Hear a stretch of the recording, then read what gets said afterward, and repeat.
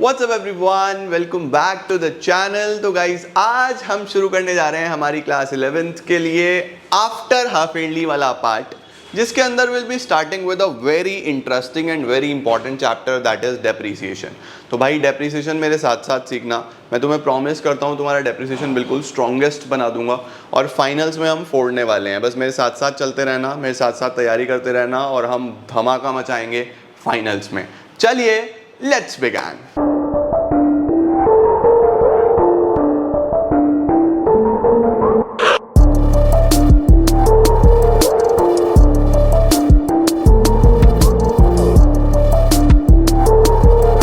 चलो जी शुरू करें बेटा जी। आइए मेरे साथ साथ हेडिंग डालेंगे, एवरीवन डेप्रिसिएशन। हमें हेडिंग डालना है डेप्रिसिएशन। अब डेप्रिसिएशन आपने हेडिंग डाल लिया है ना, अब डेप्रिसिएशन का पहले आप मतलब जानो। देखो आज मैं सारे बेसिक्स डिस्कस करूंगा, कोई भी मैं आपको टेक्निकल चीज़ नहीं बताऊंगा, क्योंकि तुम्हें पता है मेरा पढ़ाने का पैटर्न क्या है। मेरे लिए सारे मेरे छोटे परिवार के सदस्य हैं और मैं एक छोटी सी छोटी चीज़ समझा के चलता हूँ, बिल्कुल बच्चों के तरीके से ही। I am not a teacher, I am just like you all. मैं तुम्हारी तरह ही समझूंगा, तुम्हारी तरह ही सोचूंगा, तुम्हारी तरह ही समझाऊंगा। समझो, डेप्रिसिएशन का मतलब ये होता है कि कभी भी किसी भी फिक्स्ड टेंजिबल एसेट, अब फिक्स्ड टेंजिबल एसेट का मतलब समझो। फिक्स्ड एसेट्स बहुत सारे होते हैं आपके पास, है ना। जो भी एसेट्स आपके पास लॉन्ग टर्म के लिए रहेंगे वो सारे हम फिक्स्ड एसेट्स में कंसीडर करते हैं। अब फर्नीचर उसका एग्जाम्पल है, बिल्डिंग उसका एग्जाम्पल है, मशीनरीज उसका एग्जाम्पल है। कोई भी ऐसी चीज़, आप सेल फोन लेते हो, आप गाड़ी लेते हो, आपके घर में फर्नीचर है, टीवी है, मेरे लिए कैमरा है, ये बोर्ड है, ये सारे मेरे लिए फिक्स्ड टेंजिबल एसेट्स हैं। टेंजिबल मतलब मैं इनको देख सकता हूँ, मैं इनको टच कर सकता हूँ, मैं इनको फील कर सकता हूँ, सारी। इनटेंजिबल एसेट्स अलग होते हैं। इंटेंजिबल एसेट जैसे मेरी रेपुटेशन, अब मेरी वैल्यू कितनी है मुझे पता है, बट मैं उसको देख नहीं सकता, मैं उस रेपुटेशन को सिर्फ फील कर सकता हूँ। इतने बच्चे प्यार देते हैं पूरे इंडिया में, तो I can feel but I can not see. मैं अपनी गुडविल से हाथ नहीं मिला सकता, लेकिन मैं इसको टच कर सकता हूँ, है ना। तो वो हो गया मेरे लिए एक इंटेंजिबल एसेट्स। तो हमने क्या बोला कि जो भी हमारे पास फिक्स्ड एसेट्स हैं उसमें दो कैटेगरी है, एक है टेंजिबल और एक है इंटेंजिबल। अब ये जो टेंजिबल और इंटेंजिबल है, टेंजिबल में क्या होता है, टेंजिबल होते हैं जिनको आप टच कर सकते हो, फील कर सकते हो। मेरा कैमरा है, मेरा माइक है, मैं इनको यूज कर रहा हूं। जैसे जैसे यूज कर रहा हूं इनका वेयर एंड टियर हो रहा है। वेयर एंड टियर का मतलब ये गिर भी जाते हैं, खराब भी हो जाते हैं, बेसिकली स्क्रैचेस भी आ जाते हैं। तो वेयर एंड टियर तो होगा, आप गाड़ी लोगे, स्क्रैचेस आएंगे, खराब होगी, हर चीज होगी, वेयर एंड टियर हो रहा है। उसके बाद इनका कॉन्टिन्यूस यूज हो रहा है, यानी लगातार मैं इसको यूज कर रहा हूं तो चीजें पुरानी हो रही हैं, है ना। उसके बाद एक एक्सपेक्टेड ऑब्सोलेसेंस भी होता है। ऑब्सोलेसेंस का क्या मतलब होता है कि टेक्नोलॉजी आउटडेट होती है, मतलब ये पुरानी टेक्नोलॉजी हो जाएगी, नया टेक्नोलॉजी, नया मॉडल रोज रोज आता है। आप कोई भी लैपटॉप लो, 6 महीने बाद उसका नया मॉडल आ जाएगा, आपका लैपटॉप पुराना हो जाएगा, राइट। तो इन सभी चीजों की वजह से, चाहे वो वियर एंड टियर हो, चाहे वो कॉन्टिन्यूस यूज हो, चाहे वो एक्सपेक्टेड ऑब्सोलेसेंस हो, इन सभी चीजों की वजह से आपके एसेट का जो वैल्यू है वो कम होता है। एसेट का वैल्यू जो है वो कम होता चला जाता है। किसको छोड़ के? जमीन को छोड़ के, क्योंकि लैंड का वैल्यू बढ़ता है, जमीन यूजुअली कम नहीं होती है ना। कुछ मेटल्स को छोड़ के, मेटल्स जैसे कि हमारे पास गोल्ड वगैरह हो गए, ये भी यूजुअली बढ़ते हैं, ये भी यूजुअली कम नहीं होते, राइट। तो जब भी हम इनकी देख रहे हैं कि इनको छोड़ के ये छोड़ दो, बाकी आप जितने भी टेंजिबल फिक्स्ड एसेट्स देख रहे हो उनका वैल्यू कम होगा। क्यों होगा? क्योंकि उनका वेयर एंड टियर हो रहा है, उनका कॉन्टिन्यूस यूज हो रहा है, उनका एक्सपेक्टेड ऑब्सोलेसेंस हो रहा है। इतनी सारी चीजों की वजह से जब एसेट का वैल्यू कम होगा तो इसी को हम लोग क्या बोलते हैं? डेप्रिसिएशन।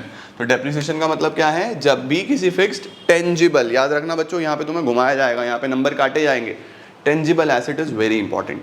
इनटेंजिबल की वैल्यू, सर गुडविल का वैल्यू अगर कम हो रहा हो किसी का, भाई कंपनीज की रेपुटेशन कम भी हो जाती है। कोई पेटेंट, आपने कोई चीज़ अपने नाम पेटेंट कराई हुई है, उसकी वैल्यू कम हो रही है। गुडविल, पेटेंट, कॉपीराइट, ये सारे आपके इनटेंजिबल एसेट्स होते हैं। इनका वैल्यू अगर कम हो रहा हो तो सर क्या उसको हम डेप्रिसिएशन बोलेंगे? नहीं बच्चों, इसको बोला जाता है एमोर्टाइजेशन। इनका वैल्यू अगर कम हो रहा है तो उसको डेप्रिसिएशन नहीं बोलते, उसको हम एमोर्टाइजेशन बोलते हैं। ओके, तीसरी चीज कौन सी आती है हमारे पास, कुछ होते हैं वेस्टिंग एसेट्स। वेस्टिंग एसेट्स कौन से होते हैं सर, जैसे आपकी कोल माइंस हो गई, है ना, जैसे आपके ऑयल वेल्स हो गए। इनमें से लोग क्या करते हैं, नेचुरल रिसोर्सेज को एक्सट्रैक्ट करते हैं, निकालते हैं। कोयला निकाल लिया, ऑयल एक्सट्रैक्ट कर लिया, तो उनकी भी वैल्यू कम होती है। तो उनकी वैल्यू कम होती है तो उसको क्या बोला जाता है, उसको बोला जाता है डिप्लीशन। उसको बोला जाता है डिप्लीशन। तो वेस्टिंग एसिड्स की अगर वैल्यू कम हो रही है तो उसको डिप्लीशन बोला जाता है, राइट। तो तीनों ही शब्दों का मतलब वैल्यू कम होना है एसिड की, लेकिन तीनों को अलग अलग जगह अलग अलग तरीके से अप्लाई किया जाता है। Depreciation is for tangible fixed assets, amortization is for intangible assets and depletion is for wasting assets. ठीक है, ये आपको याद रहेगा, परफेक्ट। इसका स्क्रीनशॉट ले लीजिए बेटा जी। ठीक है सर, लैंड और बिल्डिंग में फर्क होता है क्या? हाँ जी, यहां पे भी बहुत कंफ्यूजन है।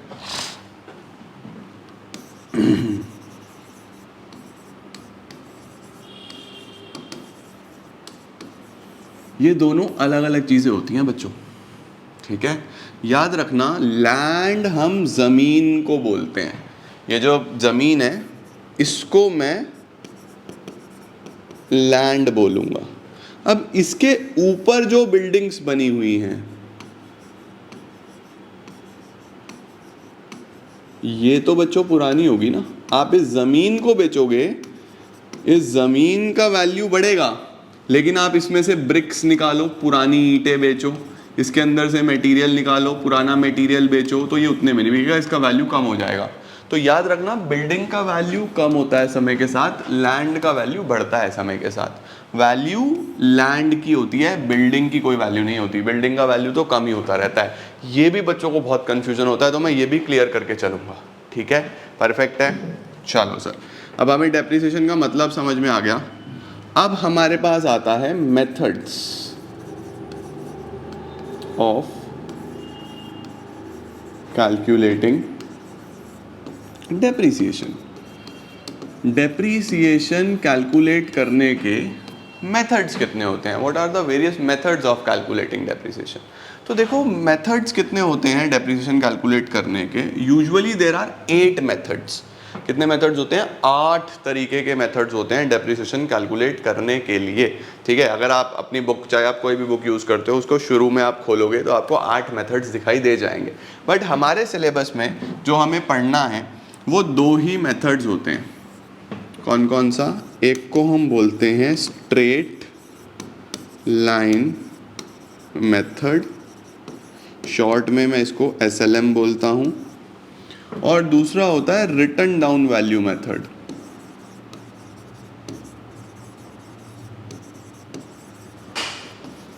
इसको हम WDV बोलते हैं। तो अल्टीमेटली डेप्रिसिएशन एस्टिमेट करने के हमारे पास 2 मेथड्स होते हैं, एक होता है SLM, दूसरा होता है WDV। इनकम टैक्स एक्ट हमें कौन सा अलाउ करता है? मतलब आपको दोनों पढ़ाए जा रहे हैं, बट प्रैक्टिकल लाइफ की अगर मैं बात बताऊं कि प्रैक्टिकल लाइफ में जब आप एक्चुअल में अकाउंटिंग करोगे, जब आप एक्चुअल में बिजनेसेस की अकाउंटिंग करोगे, तो वहां पे सिर्फ ये चलता है। रियल लाइफ में दिस इज नॉट अलाउड। ये तुम्हें फालतू पढ़ाया जाता है। To be very honest, this is just a wastage of time, nothing else.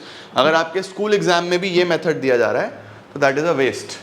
कोई भी पर्पज नहीं है इसको पढ़ाने का। ये हमारे एजुकेशन सिस्टम में कमियां हैं और कुछ नहीं है। This is the most practical, this is the followed method under income tax act, और यही आपको पढ़ना है बहुत अच्छे से। ठीक है, ये तो बस तुम्हारा बेस है, एक तरीके से इसको पढ़ सकते हो आप। अदरवाइज चलेगा कौन सा? यही चलेगा। बट हमारे सिलेबस में दोनों है, तो मैं भी बाउंड हूँ, मैं दोनों पढ़ाऊंगा आप लोगों को। ठीक है, चलो ये आपने लिख लिया। अब देखो, समझो कि इन दोनों मेथड्स में फर्क क्या होता है। What is the major difference between both these methods? इन दोनों के हम क्वेश्चंस करेंगे, दोनों को हम डिटेल में पढ़ेंगे, बट मैं आपको एक बेसिक डिफरेंस बता दूं दोनों में क्या होता है। देखो, स्ट्रेट लाइन मेथड को हम ओरिजिनल कॉस्ट मेथड भी बोलते हैं। ओरिजिनल कॉस्ट मेथड, इसको हम ओरिजिनल कॉस्ट मेथड भी बोलते हैं, और इसको हम रिड्यूसिंग बैलेंस मेथड भी बोलते हैं। अब देखो, यहाँ से आपको थोड़ा थोड़ा क्लैरिटी आ रही होगी कि ये क्या है। अब देखो, मैं आपको ये बोलता हूँ कि सपोज मैंने ये कैमरा लिया and this camera costed me around 1 lakh rupees. Okay, मैंने क्या करा बच्चों, मैंने एक कैमरा लिया और ये कैमरा मुझे कितने का पड़ा, 1,00,000 रुपए का पड़ा, right, that this is original cost, ये कैमरे की ओरिजिनल कॉस्ट है, मुझे इतने का पड़ा। अब होता क्या है बच्चों, ओरिजिनल कॉस्ट मेथड बोलता है आप हमें ये बताओ, ये तो इसका कॉस्ट हो गया, आप बताओ इसका एक्सपेक्टेड लाइफ कितना होगा।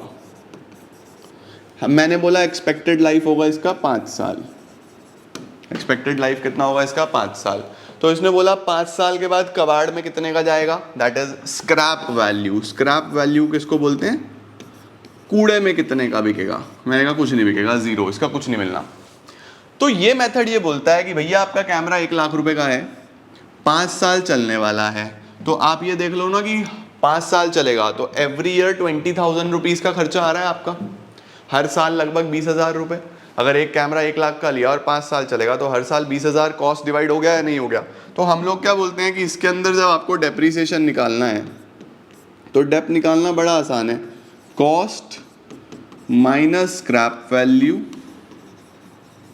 Divided by working life. Working life का मतलब कितने साल चलेगा।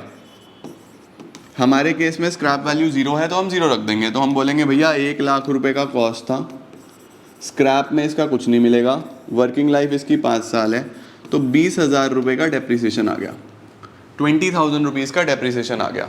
ठीक है, अब हम लोग क्या करेंगे, देखो हम चेक करेंगे पहले साल में मैंने कितने का लिया था, 1,00,000 रुपये का लिया था, फर्स्ट ईयर डेप लगा 20,000, वैल्यू कितना बचा, 80,000 रुपये का वैल्यू बच गया।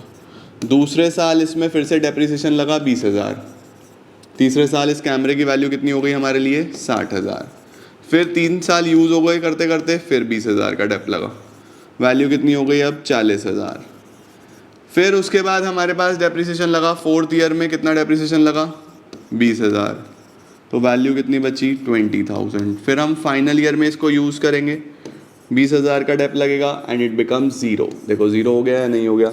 This is straight line method. Straight line method का मतलब होता है कि every year the depreciation will be same, हर साल डेप्रीसिएशन सेम लगेगा बच्चों। देखो फर्स्ट ईयर 20,000, 20,000, 20,000, 20,000 एंड 20,000, हर साल डेप्रीसिएशन सेम लग रहा है। और इसीलिए इस मेथड को भी क्या बोला जाता है, इसीलिए इस मेथड को ओरिजिनल कॉस्ट मेथड बोला जाता है कि ओरिजिनल कॉस्ट पे एक बार निकालो और फिर लगाते चले जाओ। इसीलिए इसको स्ट्रेट लाइन मेथड भी बोला जाता है कि बस एक बार निकालो और स्ट्रेट फॉरवर्ड वही डेप्रीसिएशन हर साल हर साल हर साल हर साल लगाते जाओ। इसी को हम SLM बोलते हैं। ठीक हो गया बच्चों। अब हम अगर WDV पे चलें, रिटन डाउन वैल्यू मेथड, इसमें क्या होता है, देखो अगर मैं वैसे ध्यान से देखूँ ना तो यहाँ पे जो डेप्रीसिएशन है वो 20% का लग रहा है। हमने बोला कि भैया 1,00,000 का कैमरा था, डेप्रीसिएशन जो है इस पर 20% का आ रहा है, तो 1,00,000 का 20% 20,000, हर साल 20,000 लगा दिया या नहीं लगा दिया, है ना। WDV ये बोलता है कि ये प्रैक्टिकल नहीं है, ये बोलता है ये प्रैक्टिकल नहीं है। रिड्यूसिंग बैलेंस मेथड ये बोलता है भैया अगर आपकी कॉस्ट 1,00,000 थी, डेप्रीसिएशन आपका 20% है, तो आप डेप्रीसिएशन हर बार 1,00,000 पे क्यों लगा रहे हो। मतलब कि यहाँ पे मेरा कैमरा 1,00,000 का था, मैंने फर्स्ट ईयर में मान लिया 20% 20,000 लगा दिया, क्या वैल्यू बचा 80,000 बच गया, वैल्यू कितना आ गया 80,000। अब ये बोलता है कि भैया आज इसकी कॉस्ट ये है, तो दूसरे साल में जो डेप लगना चाहिए वो तो इसका 20% लगना चाहिए ना। तुमने फिर 1,00,000 का लगा दिया, एक साल के बाद इसकी वैल्यू 80 है, तो तुम डेप 1,00,000 पे क्यों लगा रहे हो, वो तो इम्प्रैक्टिकल है, बात ही नहीं हुई भाई। 1,00,000 तो शुरू में थी वैल्यू, अब तो 80 हो गई एक साल बाद। एक साल बाद वो 1,00,000 का थोड़ी ना है, एक साल बाद तो 80,000 का है। कोई भी चीज एक साल बाद वैल्यू कम हो जाएगी, तुमने फिर से डेप इस पे क्यों लगाया, बात भी सही है। दैट इज वाई वो रीजन, ये चीज जो है ना, ये जो मेथड है ये कंप्लीटली इम्प्रैक्टिकल है, ये चलता नहीं है। हर साल सेम डेप्रिसिएशन ऐसा नहीं होता बेटा, हमें डेप्रिसिएशन इस 80 पे लगाना है, 80 पे 20%, इस बार 16,000, 64,000 आ जाएगा। अब हम तीसरे साल इस पे 20% निकालेंगे, तो देखो हम हर साल कॉस्ट में से डेप माइनस कर रहे हैं, ये रिटर्न डाउन वैल्यू आ गई। रिटर्न डाउन वैल्यू का मतलब डेप हटने के बाद, फिर डेप लगाया, फिर रिटर्न डाउन वैल्यू आ गई। यानी हर बार जो डेप लग रहा है बच्चों वो रिटर्न डाउन वैल्यू पे लग रहा है, इसीलिए इसको WDV मेथड बोलते हैं। दोनों में मेजर डिफरेंस समझो। स्ट्रेट लाइन मेथड एक बार डेप कैलकुलेट कर लो, हर साल सेम लगेगा। WDV मेथड हर साल जो एक्चुअल वैल्यू है उस पे लगाया जाएगा, और एक्चुअल वैल्यू कैसे निकलेगी? डेप माइनस होने के बाद। समझ में आई चीजें आप लोगों को? ये दोनों बेसिक डिफरेंस होते हैं दोनों ही मेथड्स में। ऑलराइट, और ये हमारे पास एक बेसिक दोनों में डिस्टिंग्विशिंग फैक्टर है। दूसरा एक फैक्टर ये भी है, देखो इसके अंदर जो डेप्रिसिएशन है वो हर साल 20। इसके अंदर जो डेप्रिसिएशन है पहले साल 20, फिर 16, फिर हम 64,000 का 20% निकालेंगे तो और कम आएगा। 64,000 का 20% 12,800, अगले साल 12,800। तो देखो डेप्रिसिएशन आपका कम होता जा रहा है, 20, 16, 12,800, क्योंकि भाई एसेट की वैल्यू भी तो कम हो रही है, तो डेप भी कम होगा, तो हर साल सेम डेप्रिसिएशन नहीं होता इस पे। समझे? तो ये हमारे पास बच्चों बेसिक्स होते हैं। अब हमें इस चैप्टर में सीखना क्या क्या है? इस चैप्टर में हमें कौन कौन से अकाउंट सीखने हैं? 4 चीज़ें आपको यहाँ पे सीखनी है। सबसे पहला होता है बच्चों एसेट अकाउंट, दूसरा होता है बच्चों डेप्रिसिएशन अकाउंट, तीसरा होता है प्रोविजन फॉर डेप अकाउंट, और चौथा होता है हमारे पास एसेट डिस्पोजल अकाउंट। 4 चीज़ें आ गई। सबसे पहला कौन सा होता है हमारे पास? The number 1 is asset account, number 2 is depreciation account, number 3 is provision for dep account, number 4 is asset disposal account. तो हमारे पास 4 चीज़ें होती हैं। अब आप मुझे इसमें थोड़ा सा रेकमेंड करोगे, आप मुझे इसके अंदर सजेस्ट करोगे कि ये आपको कराया है या नहीं कराया है। अगर आपके स्कूल्स में ये वाला पार्ट कराया है मैं आपको तो ही कराऊंगा, otherwise usually 50% of the schools में कट करा दिया जाता है, सिर्फ ये कराते हैं। तो तुम लोग मुझे बताओ, जैसे तुम्हारे स्कूल में होगा मैं वैसे करा के चलूंगा। मैं कमेंट्स में आपका वेट करूंगा ताकि मैं ये सारी चीज़ें कर पाऊँ।